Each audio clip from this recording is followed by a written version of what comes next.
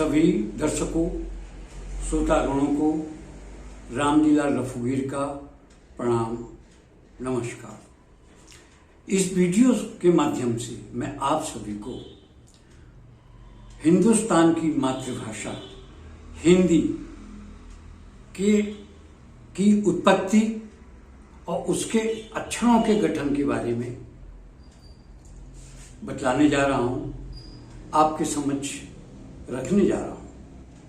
हिंदी भाषा के अक्षरों का ज्ञान मैंने किसी पुस्तक से नहीं बल्कि अपने प्रथम गुरु आज से 55 वर्ष पहले उनसे जो पाया वह मैं आपके समक्ष रख रहा हूं। सभी दर्शकों से अनुरोध है कि कृपया मेरे विचारों को ध्यान से सुने। हिंदुस्तान की ऋषि मुनियों ने प्रकृति का, ब्रह्मांड का ज्ञान पूरे विश्व को दिया।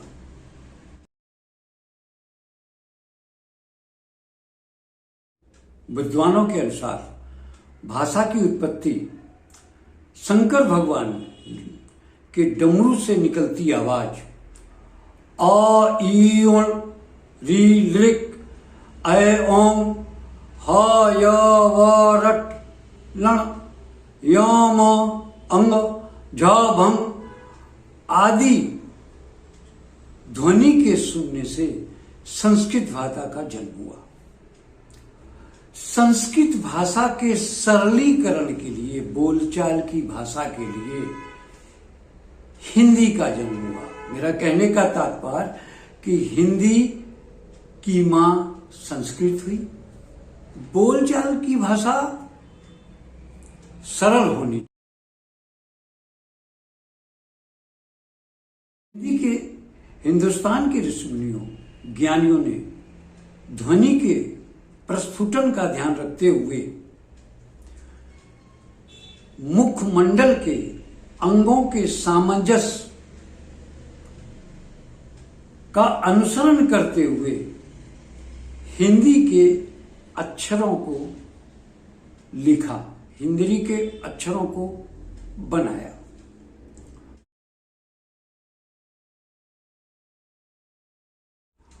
आवाज की उत्पत्ति कहां से हुई?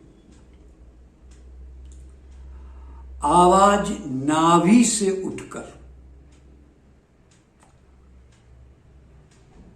कंठ, तालु, जिह्वा, दांतों के सहयोग से अक्षर बनकर बाहर निकली। या आप कह सकते हैं कि अक्षर मिलकर शब्द बनकर बाहर आए।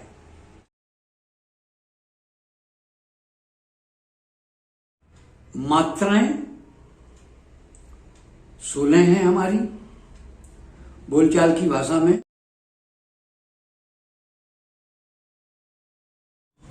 बारह उपयोग में लाई जाती हैं।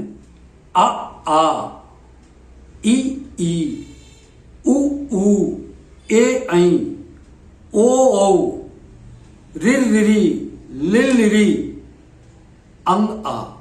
तो बीच के रिर रिरी और लिल लिरी को अब उपयोग में नहीं लाते हैं।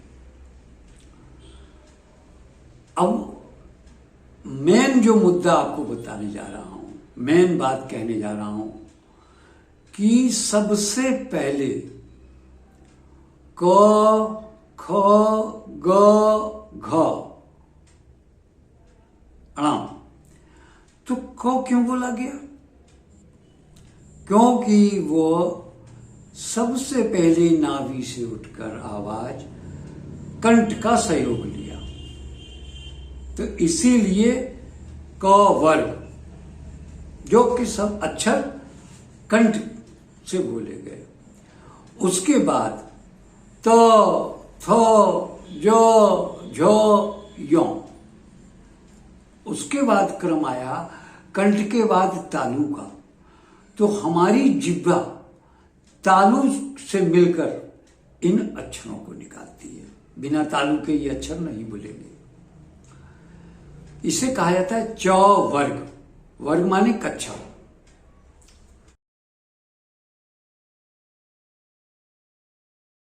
उसके बाद में टो, ठो, डो, ढो, अड़ा।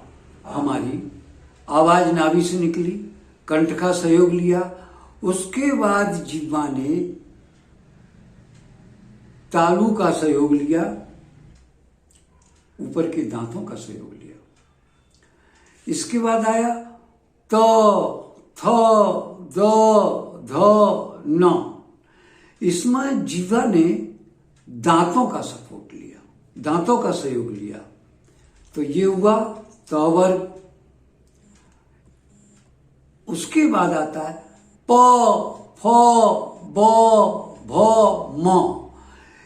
इन अक्षरों को बोलने के लिए दोनों ओठ आपस में चिपकते, बिना ओठ चिपके ये अक्षर नहीं निकलेंगे। तो देखिए, प्रकृति के अनुसार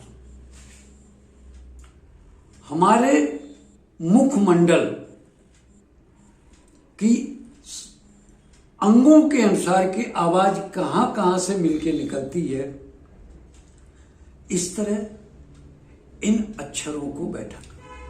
4 संयुक्त अक्षर हुए जिसमें स्वर मिलके बनते हैं य, ई और अ मिलके, र, री, री और अ मिलके, ल, ली और अ मिलके, व, उ और आ मिलके, श, स।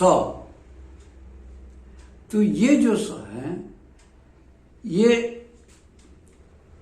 तलब्बी स यानी कि जीभ गोल घूमती है। फिर मूर्धन्य स मुड़ के बनता है, तो जीभ जो है हमारी ऊपर के तालु और दांतों का सहयोग लेती है। और उसके बाद दंत स उसको बोलते हैं कि उसमें जिह्वा दांतों के सहयोग से। तो हमारी वर्णमाला के अक्षरों की जानकारी मैंने आपको देने का प्रयास किया।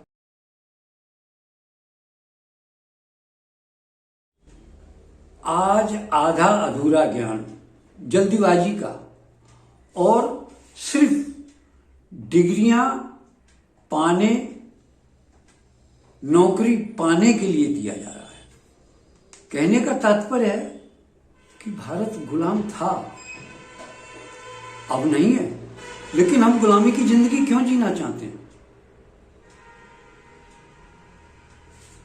हम गुलामी की जिंदगी से बाहर निकले और ज्ञान को गहराई तक।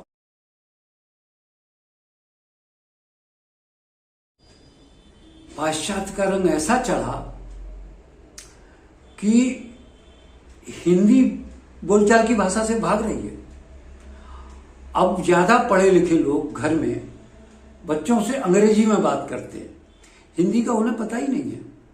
हिंदी की तो गिनती आती ही नहीं है, कोई शब्द का पता ही नहीं है कि इसका अर्थ क्या होता है।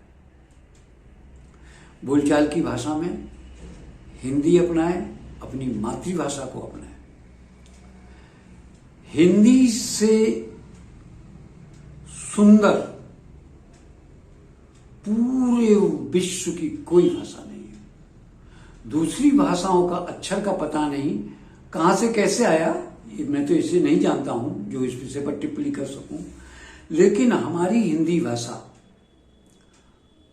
प्रकृति के नियम के अनुसार अक्षरों को बैठाया गया।